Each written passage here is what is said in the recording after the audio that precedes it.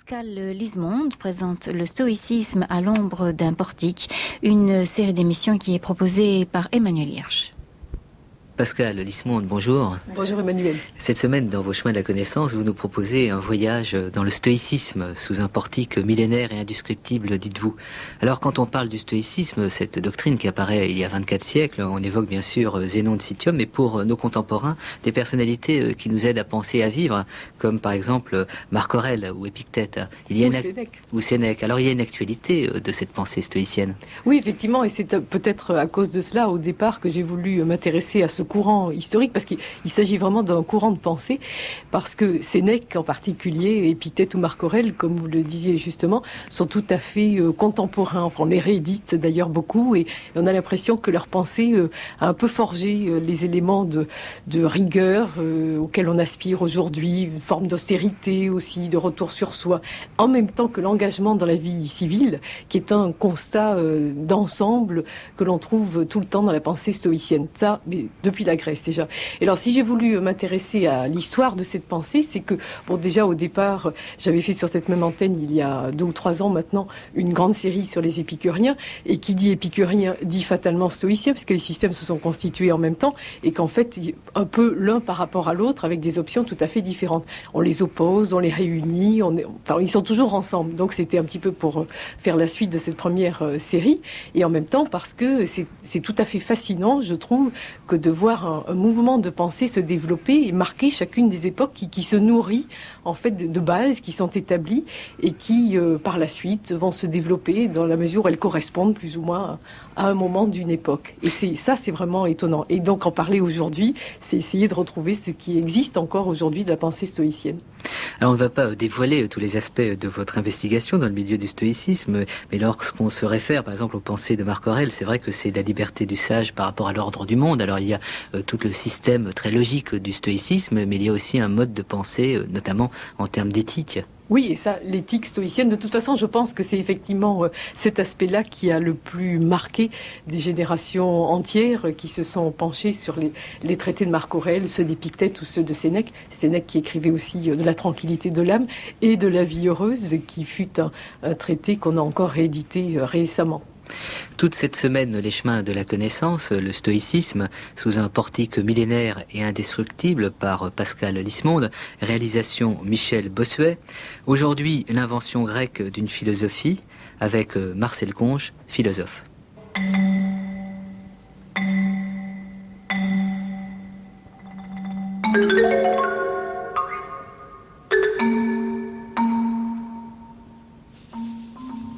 Selon les stoïciens, le monde est ainsi disposé. La terre est au milieu et ils la font servir de centre. Ensuite, il y a l'eau, qui est sphérique et qui a le même centre que la terre, de telle sorte que la terre est dans l'eau.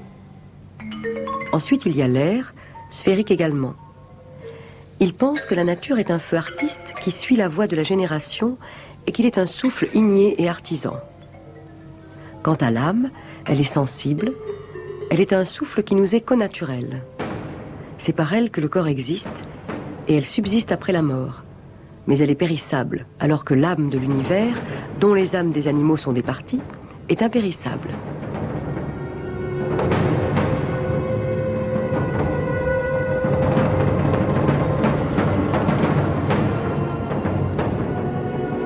À l'origine était le feu. La nature est un feu artiste, l'âme est un souffle chaud, un souffle dont les variations sont cause de nos passions. Et toutes les âmes périront dans une conflagration finale, avant de renaître. Telle est donc la vision du monde élaborée en Grèce, il y a environ 24 siècles, par ceux qui enseignaient la philosophie sous un portique, en grec stoa, et qu'on appela de ce fait stoïcien. Les plus illustres des fondateurs s'appelaient Zénon, Antipatès, Posidonius, Cléante ou Chrysippe. Leur système philosophique a connu une fortune considérable. 24 siècles plus tard, il est assez fascinant pour l'historien de la pensée de retrouver certains sédiments stoïciens dans la pensée contemporaine. Vous-même, Marcel Conche, ce qui vous intrigue tout d'abord, c'est que les inventeurs du stoïcisme sont, par rapport à Athènes, tous des étrangers. Ils viennent d'ailleurs. Zénon, par exemple, était en fait un métèque qui a eu une réticence sérieuse à accepter la citoyenneté parce qu'il voulait rester fidèle à sa patrie, c'est-à-dire à Citium, c'est-à-dire à Chypre. Et vous savez, on l'appelait le Phénicien, le Phénicien, voilà. Et il avait, paraît-il, l'allure que l'on suppose être celle des Phéniciens.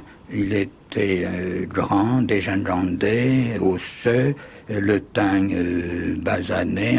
Olivâtre. Oui, c'est-à-dire... On le présente même à l'occasion comme étant grincheux, soupçonneux et fort chiche au demeurant. Oui, mais ça, ce n'est pas très original en philosophie. Moi, je me demande, sans vouloir tomber dans une supposition qui serait jugée tout de même très hasardée, si le stoïcisme ne représente pas dans le monde grec une espèce d'avancée comparable à ce qu'est l'avancée aujourd'hui de l'islam dans le monde chrétien. C'est-à-dire une contestation radicale et fondamentale, vous voyez, des valeurs... Une subversion dogmatique. Oui, seulement, évidemment, bien sûr, l'islam existe et est né ailleurs, tandis que le stoïcisme a été conçu justement à Athènes, c'est-à-dire sous un portique athénien. Il est difficile, n'est-ce pas, comme vous le savez, de discerner dans l'ensemble des concepts qui constituent le stoïcisme ce qui appartient en propre à Zénon. Alors, pour Zénon, il s'agit, comme pour les Grecs de l'époque hellénistique, de donner une méthode de vie, c'est-à-dire quelle est la méthode à suivre pour vivre de façon à être satisfait de soi au point que l'on puisse se dire heureux, c'est-à-dire au point que tout ce qui arrive soit exactement comme on le souhaite. Il s'agit de trouver le bonheur dans ce qu'ils appellent la vertu, et la vertu, c'est la perfection à chaque moment. Il faut bien comprendre que pour les stoïciens, le monde est parfait. Il ne manque rien. Alors, dans la philosophie classique, le mouvement est signe d'imperfection, de manque, puisqu'il est changement. Tandis que pour les stoïciens, le mouvement est un acte, c'est une plénitude. De sorte que être en mouvement, c'est-à-dire être en changement, c'est être en vie. Et c'est le fond même des choses qui est la vie.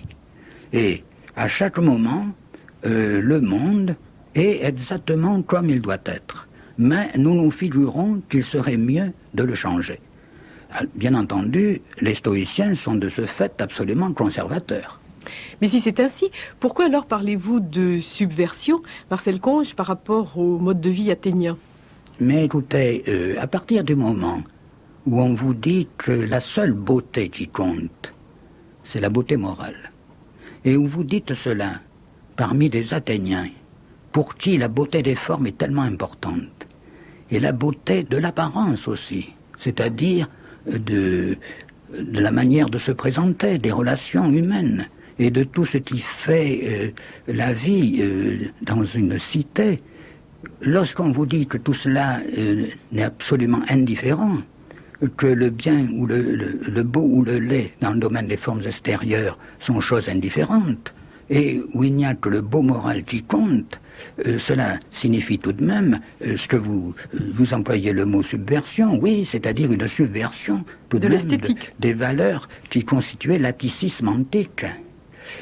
C'est-à-dire qu'on abandonnerait l'esthétique pour l'éthique, ou plus exactement oui. la morale, selon les termes dans lesquels vous l'avez défini, Marcel Conge.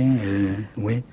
Mais il y a d'ailleurs bien d'autres points où on pourrait montrer justement ce caractère subversif et en même temps conservateur, voyez, du stoïcisme. Parce qu'en même temps que, quand même, il y a ce grand courant épicurien qui a commencé à apparaître. Épicure est quasiment contemporain de Zénon.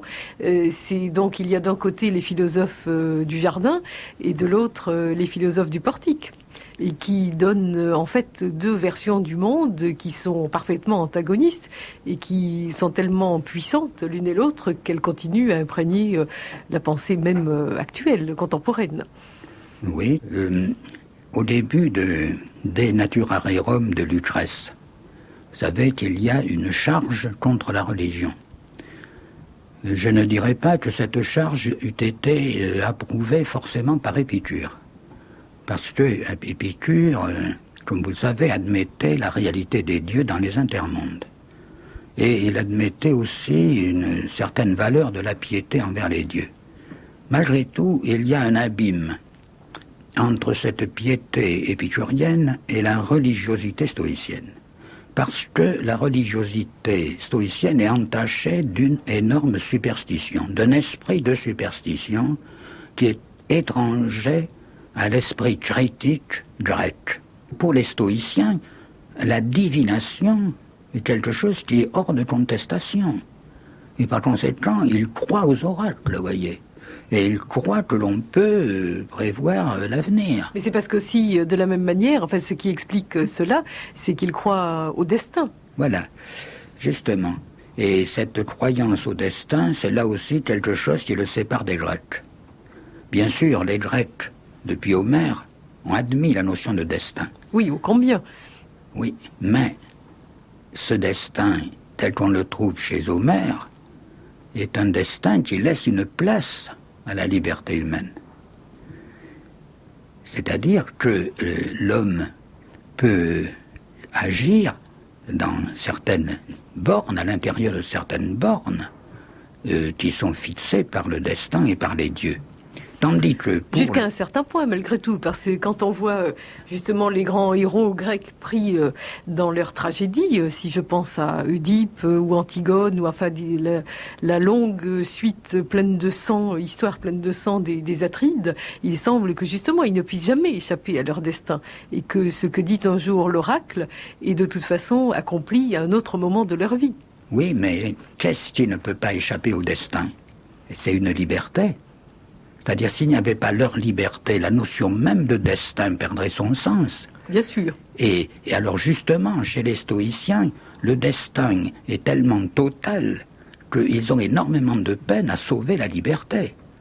Et Chrysippe en est réduit à nous dire que chacun en est comme un cylindre qui, lorsqu'il roule, c'est à la façon d'un cylindre. Donc, autrement dit, chacun est déterminé par le destin et notre nature même fait partie du destin universel. Ce destin, ici, nous allons arriver, n'est-ce pas, au fameux retour éternel, n'est-ce pas ? Ce destin est en même temps providence. C'est-à-dire, ce destin est en même temps raison, parce que c'est la nature des choses qui fait à chaque instant que les choses sont comme elles sont. Et il n'y a pas à se rebeller contre ce qui est, parce que tout ce qui est bon, tel que c'est. Et par conséquent, il faut bien avoir cette idée de la raisonnabilité du destin. Alors ensuite, nous arrivons à cette théorie du retour éternel. Pourquoi? Parce que d'après eux, il y a un stock d'événements possibles. C'est-à-dire qu'il y a une multitude de choses qui arrivent, n'est-ce pas, depuis Vercingétorix, Clovis, etc., en passant par Henri IV, des tas de choses sont arrivées. Est-ce qu'un jour, on arrivera à épuiser le stock des événements possibles? Eh bien, pour les stoïciens, oui. Et à ce moment-là, le monde s'achève dans la conflagration finale, l'expurosis finale, voyez?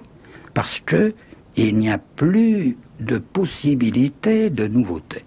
C'est-à-dire, d'après Diogène de Babylone, la grande année vaut 365 fois 18 000 ans. Oui, donc ça fait 6 millions et quelques, vous voyez. C'est quand même extrêmement loin. Par conséquent, nous n'avons pas d'inquiétude à avoir. Nous pourrons encore créer... Sauf que nous ne savons pas exactement à quel moment nous nous trouvons. Malgré tout, il y aura certainement quelques signes qui fait de plus en plus chaud et qu'on finira dans le feu. Et parce que c'est cela en plus, c'est le retour au feu originel. Au feu originel qui est en même temps le feu générateur. N'est-ce pas? C'est le principe absolument actif. Donc en fait, c'est de manière aussi à engendrer une nouvelle naissance. Enfin, le monde qui s'achève est aussi le monde qui va recommencer. Recommencer est exactement identique à ce qu'il était. C'est-à-dire que Socrate reviendra exactement comme il était, et il parlera exactement avec les mêmes personnes, et d'ailleurs, il sera condamné, comme il l'a été, à boire indéfiniment l'assidu, n'est-ce pas? Et d'ailleurs, notre conversation actuelle, c'est quelque chose que nous avons eu déjà d'innombrables fois, vous voyez. Mais nous n'en perdons. C'est vrai. Non, mais nous n'en avons pas de souvenir. Vous voyez, n'est-ce pas, où nous en arrivons? C'est-à-dire que l'avenir a déjà eu lieu. Donc l'avenir, c'est en somme du passé. Donc il est connu, ou connaissable. Voilà. Autrement dit, on arrive à l'exténuation du temps, vous voyez. Puisque le temps n'a plus rien de créateur, vous voyez. C'est là une position extrême, que l'on peut dire vraiment déraisonnable, qui n'est pas dans l'esprit prudent des Grecs. Oui, mais dans les théories plus anciennes, par exemple reprises par Platon, dans le Timée, on voit que les âmes, alors après la vie, passent par le Léthé et boivent l'eau du Léthé, donc fleuve de l'oubli, qui leur permet d'oublier justement cette destinée première, cette vie antérieure, disons, et que au moment où elles prendraient leur envol pour une nouvelle vie, selon aussi la théorie de la transmigration des âmes, elles auraient tout oublié en fait. Oui, bien vous avez tout à fait raison. Et du reste, nous pourrions remonter jusqu'aux pythagoriciens. En fait, je veux dire simplement par là que c'est un élément qui n'est pas non plus complètement nouveau, en fait, parce que c'est quand même, d'ailleurs, ce sont des théories qui sont liées aux religions hindoues en particulier, et on sait bien que la Grèce a subi nombre d'influences à partir du 5e siècle, justement, de la part de toutes les philosophies extrême-orientales. Oui, certainement, et plus encore à partir d'Alexandre le Grand. Oui, qui a été, puisqu'il est donc allé jusqu'au bassin de l'Indus, donc oui, il a aussi ramené dans ses bagages, en quelque sorte, vous avez raison de constater qu'Alexandre le Grand, étant mort en 323, c'est précisément après qu'ont été fondés, d'une part, le jardin d'Épicure, et un petit peu plus tard, la Stoa, le portique de Zénon. Voyez. Autrement dit, ce nouvel esprit philosophique était lié dans une large mesure à cette mutation énorme, n'est-ce pas, des rapports entre les nations et cette découverte des immensités asiatiques et des peuples dont on n'avait aucune idée avant. Mais en même temps, Marcel Conge qui dit cette loi du destin, enfin ce côté inexorable, donc qui revient à nier effectivement le temps, comme vous le disiez, fait que l'on va nier aussi toute possibilité de hasard, alors, à la différence des épicuriens. Oui, bien sûr, le hasard n'existe que pour ceux qui ignorent qu'il n'y a pas de hasard. C'est-à-dire, le hasard est un mot. Pour ceux qui ne voient pas que c'est une chose qui ne peut pas être. Parce que pour les stoïciens, tout est lié. C'est-à-dire il y a des chaînes de causes. De plus, ces chaînes de causes ne sont pas indépendantes. Parce qu'il y a une définition du hasard qui consiste à dire qu'il y a hasard à la rencontre de séries causales indépendantes. C'est-à-dire, je marche dans la rue, un couvreur est en train de réparer la toiture, une tuile me tombe sur la tête et me tue. Voilà, c'est un hasard. Mais les deux séries causales étaient indépendantes. On peut supposer qu'il n'y avait pas de rapport entre le fait pour moi d'aller prendre le métro et le fait pour ce travailleur de réparer le toit. Eh bien, pour les stoïciens, il n'y a pas de série causale indépendante. Autrement dit, si vous voulez, le destin est finalement une cause unique qui commande tout. Et cette cause, en même temps, c'est la divinité immanente au monde. Elle a un caractère divin, vous voyez. Par conséquent, étant donné que nous faisons partie du monde et que la divinité nous est immanente, nous sommes des parcelles du divin. Nous avons, l'un et l'autre, un caractère divin, et c'est pourquoi, si nous atteignons la sagesse, nous sommes comme des dieux, vous voyez. Il reste justement à atteindre cette sagesse, évidemment. Et comment y parvient-on, alors ? Eh bien, nous parvenons à la sagesse en cessant de désirer. Parce que désirer, c'est une faiblesse. puisque c'est manquer de quelque chose. Évidemment, si je manque de quelque chose, je ne suis pas parfait. Or, être sage, c'est être parfait, c'est-à-dire n'avoir plus besoin de rien. Être à son point oméga, voyez. C'est atteindre la fameuse ataraxie, cette absence des passions. À l'impassibilité, oui. Que souhaitent les c'est-à-dire stoïciens. à l'impassibilité. Voyez, donc nous laissons de côté le désir, nous le remplaçons par la volonté. La volonté, c'est-à-dire que je ne subis plus rien. Je veux tout ce qui m'advient. On me casse la jambe, eh bien, mais c'est précisément ce que je voulais.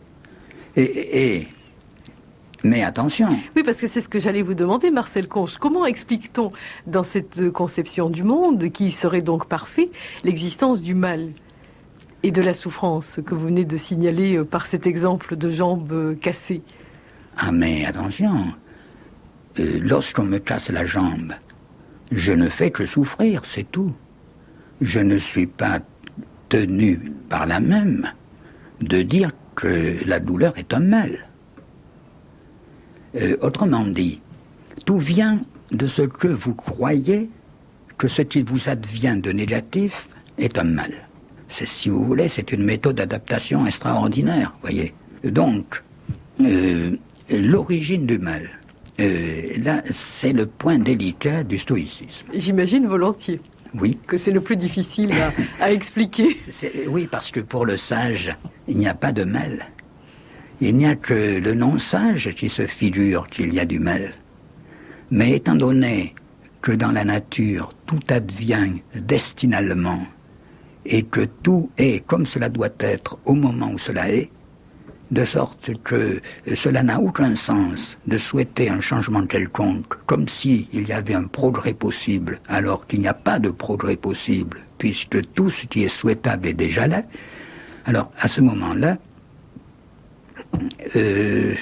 comment expliquer que certains esprits, disons, déraillent, voyez? C'est une difficulté. Je ne sais pas si les stoïciens ont vraiment répondu. Moi, il ne m'a pas semblé qu'ils donnent une réponse valable. Et puis alors, de toute façon, ils nous disent que dans le tout, le mal est résorbé. Si vous voulez, c'est comme quand on regarde un tableau, il y a des coins où vraiment c'est sombre, n'est-ce pas? Et alors pourquoi est-ce que là c'est tellement sombre, c'est pas joli? Seulement, dans l'ensemble du tableau, c'était quand même nécessaire.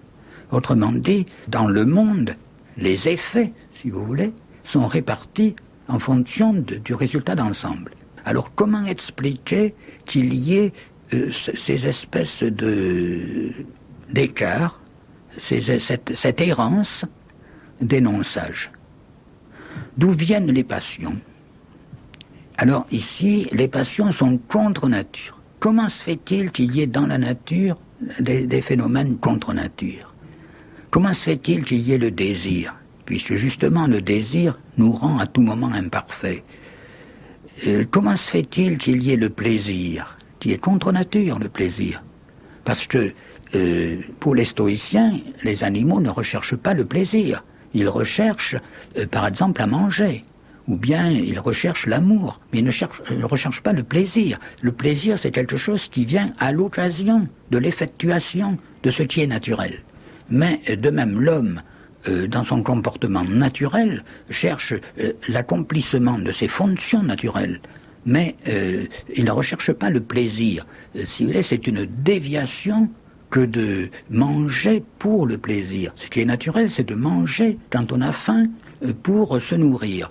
Donc, d'où l'on revient au côté grincheux, chiche et maussade du personnage que je signalais au début. Oui, mais là-dessus, c'était un point commun avec Épicure, vous savez, parce qu'Épicure était parfaitement heureux avec un fromage, un peu d'eau et une figue. Quelques olives. À quelques olives, oui. De manière à rechercher plutôt l'édification spirituelle, alors, Marcel Conche. Oui, c'est ici qu'il y a dans la philosophie grecque souvent une sorte d'élitisme, n'est-ce pas? Les présocratiques, par exemple, sont élitistes. Héraclite ne parle pas pour le commun des mortels. Dans le stoïcisme, et d'ailleurs aussi dans l'épicurisme, il y a un refus de l'élitisme, c'est-à-dire ils veulent en principe une sagesse pour tous. Seulement cette sagesse, ils la définissent de telle manière que pratiquement elle n'est pas du tout accessible à tous. De sorte que finalement, il y a extrêmement peu de sages. Et même les stoïciens se demandent finalement s'il y en avait un seul. De sorte que finalement, le sage, c'était une sorte de modèle, voyez, plutôt idéal. Une sorte d'idéal limite, voyez, ce vers quoi il faut tendre.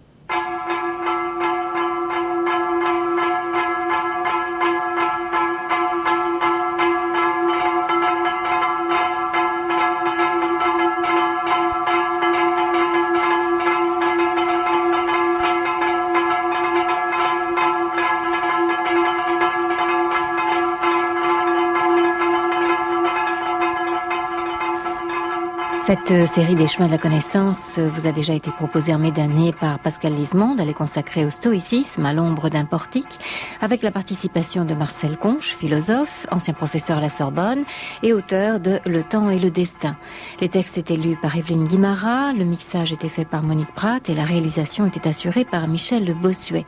Cette série sur le mouvement stoïcien est diffusée à l'occasion de la grande exposition sur les Grecs et l'Occident, présentée en ce moment au Palazzo Grassi à Venise et jusqu'en décembre 1996.